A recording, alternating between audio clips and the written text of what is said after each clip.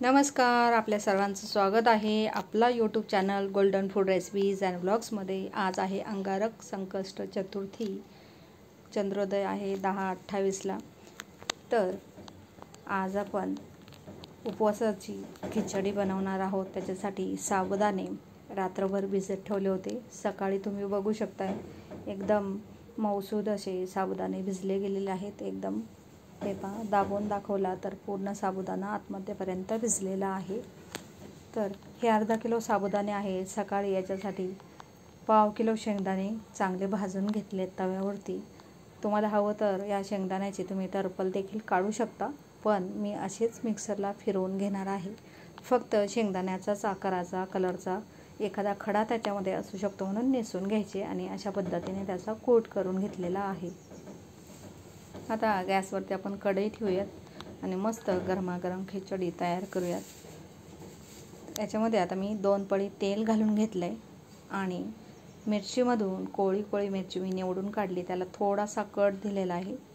थोडीशी सुरी लावून घ्यायची, म्हणजे थोडीशी मिरची कापलेली असेल की ते तेलामधून उडत नाही बाहेर। तर अशा या कोळ्या मिरच्या तळून घेतल्या। 4 हिरव्या मिरच्यांचे बारीक तुकडे करून घेतले, ते त्याच तेलामध्ये घालून घेतलेत। आणि आता हे आहेत आपले भिजवलेले साबुदाणे। आता हे अख्खे साबुदाणे आपण कढईमध्ये घालून घेऊयात। गॅस आपण येथे मंद ठेवलेला आहे। मंद आचेवरती आपण सगळे भिजवलेले साबुदाणे घालून घेतले। अर्धा किलो साबुदाणे आहेत, त्याच्यासाठी मी एक पाव किलो भाजलेल्या शेंगदाण्याचा कूट केला होता, पण मी त्याच्यातून 200 ग्रॅमच घातलेला आहे। चवीनुसार लगेचच मीठ घालून घ्यायचं आणि आता पकड घ्यायची, चांगली कढई पकडायची आणि मस्त अशी आपली ही खिचडी आपल्याला मिक्स करून घ्यायची आहे। अजूनही आपला गॅस मंदच आहे। आपली खिचडी आपल्याला जास्तीत जास्त वाफेवरतीच चांगली तयार करून घ्यायची आहे। तर मी आता चांगली मस्त पहिल्यांदा तिला मंद आचेवरच चांगली मिक्स करून घेतली आणि आता चांगली मिक्स झाल्यानंतर गॅस मी मोठा केला आहे आणि कंटिन्यू हिला हलवत राहते, कारण ती लगेचच खाली करपण्याची शक्यता आहे। मोठा केला म्हणजे मंद ठेवलेला गॅस।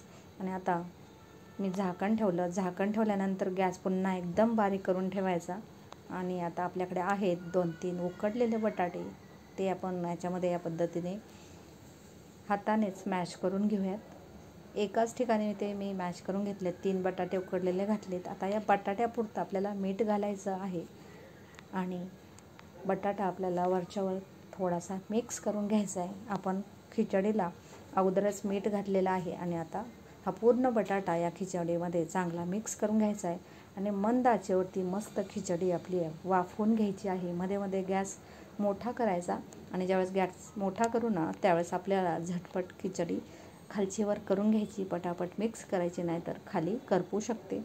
जास्तीत जास्त झाकण ठेवून मंद आचेवरती मस्त अशी खिचडी तयार होते, एकदम सुटी आणि एकदम सॉफ्ट।